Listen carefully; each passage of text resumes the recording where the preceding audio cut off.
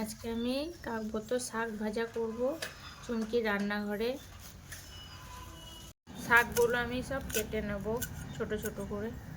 শাকের ভুজিয়া।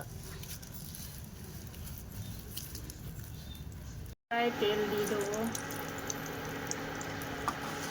একটু কালো জিরে দেবো,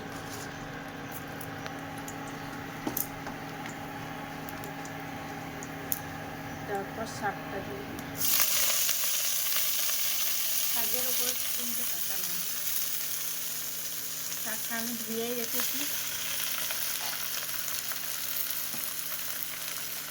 একটু হলুদ গুঁড়ো, একটু চিনি,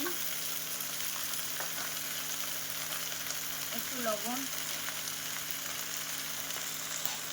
আমার শাকটা ভাজা হয়ে গেছে, নামিয়ে নেব। রেডি হয়ে গেছে শাক ভাজা, বথ শাক ভাজা।